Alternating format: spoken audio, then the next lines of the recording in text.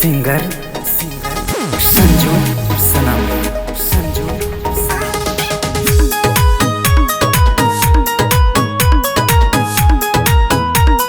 सुनला रंगा बाज बनई में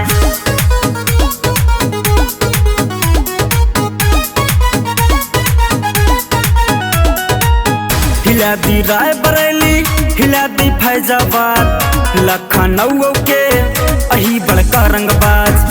हिला दी राय बरेली, हिला दी फैजाबाद, लखनऊ के अही बड़का रंगबाज। अरे टाइम ना गवाओ सुनला मिलबा जहिया बात करई में। अरे गाड़ी के पूरा तड़ला गई सुनला बेटा बाज बनई में। बाज बनई में, बाज बनई में, सुनला रंगा बाज बनई में। अरे गाड़ी के पूरा तड़ला गई सुनला रंगा बाज बनई में। सुनला रंगा बाज बनई में।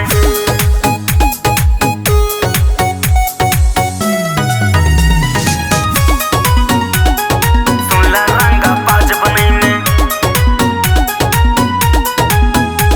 तू करे यहाँ गलती बड़ भारी सुनला हमसी पंगा लैके मारब तोहरे बाप के सामने सुनला तोहका नंगा कैके।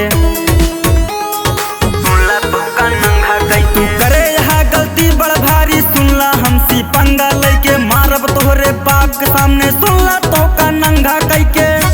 पिस्तौल दगी घर में तोहरे क्षमता रखी तोहका नाश करैके।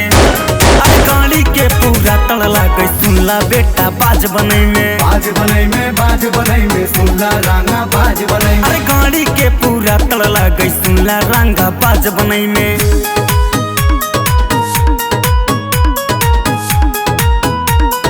सुनला रंगा बाज बनई में।